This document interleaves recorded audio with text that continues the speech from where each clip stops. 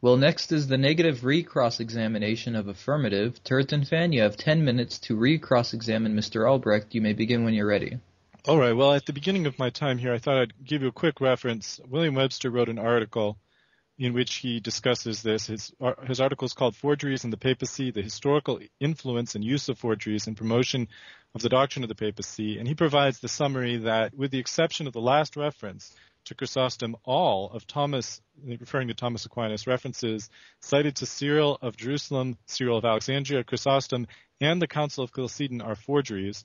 And this, of course, is referring specifically in the section on the in his Thesaurus, on the Thesaurus of Greek Fathers, or Thesaurus Graecarum Patrum. You're talking about stuff that Thomas Aquinas uses, am I correct? Yes. Okay. So he all his uses there were forgeries. But as Webster points out, these are forgeries that came in the 9th century. So if you're going to be seeing them in medieval theologians, not in the in the early fathers. Right, of course, which is precisely why I asked you that question. Okay, great. Okay, and great. Does this provide the location of work Aquinas uses these, like the exact location in his work? In some cases, he provides. I think he mentions chapter 34 and 35 of the Thesaurus. He provides those examples. He also provides some reference to other scholarly works, like Edward Denny's work, which I was referring to earlier on papalism, and also to Dollinger's work, The Pope and the Council. Okay, great. Anyway, so let's get to the questions here from me to you. The first question has to do with getting back to this question of the Scriptures not explicitly, and you've qualified that to indicate that you're not saying that it teaches it explicitly, and you depending on what verse mean you don't believe it doesn't teach it. Depending where, because I do believe Matthew 16:19 is rather explicit in the teaching of papal infallibility. Just wanted to qualify that. Oh, I would say so you do think that it's explicitly taught there? Oh, absolutely. I said that earlier. Maybe you missed exactly what I was saying when you were cross-examining me the first time. I do believe that Matthew 16:19 is the strongest verse, and it is being taught explicitly there that whatever Peter binds and whatever he looses will be bound and loosed in heaven. It's exactly what papal infallibility teaches. Okay, great. I'm glad that you brought that up. Absolutely. Since that's one of the benefits of cross-examination, we learn some things. I said that in the last cross-examination. Maybe you didn't hear me.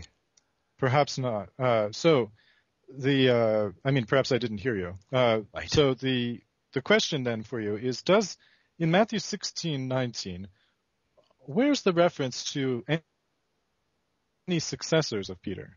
Matthew 16:19 does not have an explicit reference to any successors of Peter whatsoever. What Matthew 16:19 is referencing is Peter specifically in this verse, and of course later it definitely goes into the apostles as well.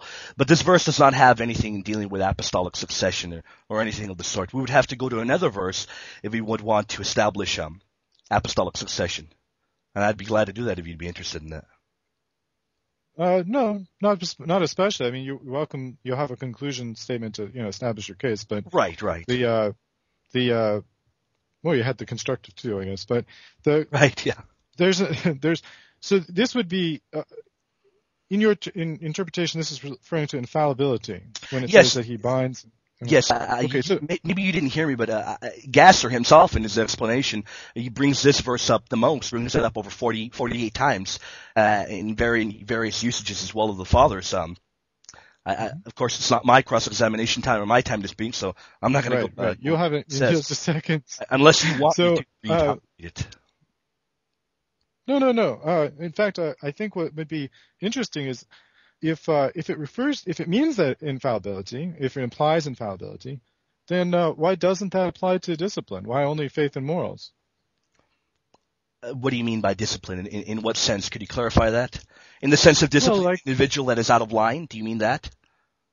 I mean that your church uses this verse as a basis for its teaching that the church has the authority to exercise church discipline. Because discipline does fall under the lines of papal infallibility in certain. So you would disagree with Jimmy Akin, who says that excommunication is fallible?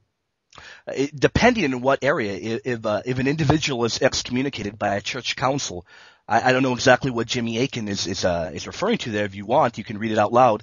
But in reference to if there's a decree released by a council, for instance, condemning, I'll bring up, for instance, Arianism or Nestorianism, that definitely is infallible. That's an infallible decree. How about if it's condemning heliocentrism? Is it infallible then? If a church council, if it condemns heliocentrism, an ecumenical council, again, not all decrees released by ecumenical councils are not every single thing inside of an ecumenical council, not every single thing within one contains infallible teachings. It would depend on the phrasing. For instance, if it says we declare, or if it says that they are binding the faithful upon this, and they're saying we bind the faithful upon this, and they condemn heliocentrism in an ecumenical council, then definitely. For instance, we are bound to believe in the Trinity. If something is used in those terms, we are bound by it. Well, I'm not sure if I'm clear. Does Matthew 16:19 put any limitation that it's only under certain circumstances? No, Matthew, it does not. Matthew 16:19 does not put any limitations, which is what is interesting about it. In fact, it's clear in whatever you might bind on earth and whatever you might loose is going to be loosed in heaven. And as the church has always understood that to be, it has always understood that to be faith and morals. So you are right in contending that Matthew 16:19 isn't explicit in saying, oh, this is in reference to faith and morals. Not at all. And I'm not contending at all either. What I'm contending is exactly what Porter is pointing out. And Porter did not believe in papal infallibility. I want to point out, I don't want you to think that I'm misleading you or lying. He did not believe in that. In fact, the closest that I've ever found any Protestant to coming to would be to say, oh, well, you know what, maybe they believe Peter was infallible, but not his successors. And Porter is strong in the sense that I think you'd agree with him. He doesn't believe in the succession of the office. But I would believe exactly as he says, that whatever Peter says will be bound on earth is going to be in a consequence of, in a state of boundness in heaven. And as you said earlier, heaven cannot ratify a lie. So there's no possible way that whatever is bound by Peter, and as I would argue, his successors, would be a lie. If the Pope excommunicates Martin Luther, could he be wrong about that? Does it have to be in an ecumenical council? The Pope could definitely be wrong if he excommunicates Martin Luther, yes. Okay. Are you familiar with Leo X and his excommunication of Luther? I've read it a few years back. Are you referring to I'm not even. I don't even remember the name of the bull. I'm referring to Arise, O Peter, Arise, O Paul. I do not remember the name of the bull. I don't remember. Exurge Domine. If you'd like, you could read it, and I could tell you if I agree with what he says. I don't have that in hand, so it would be irresponsible of me to say that I'm aware of exactly what. I know the feeling. Yeah. I know the feeling. Which is exactly similar to me tossing out those church father references that I thought that you would have them at hand, so I don't have this at hand. I'm sorry. All right. How about in John 21:15? That also doesn't. I'm sorry, just change subjects so rapidly, but no problem. Shifting over to John 21:15, which talked about feed my sheep. Right. It shows Peter as a chief shepherd. It isn't explicitly teaching papal infallibility, but it shows him as a chief shepherd over the whole flock. I understand that part, but it doesn't say anything about him having successors, does it? In John 21, absolutely not. As I said earlier, if you are interested specifically in the topic of apostolic succession, we can go into that in greater detail. But I don't think any of the verses. Now I am interested in that topic. What verse tells us that he has successors that take over these qualities that are allegedly taught?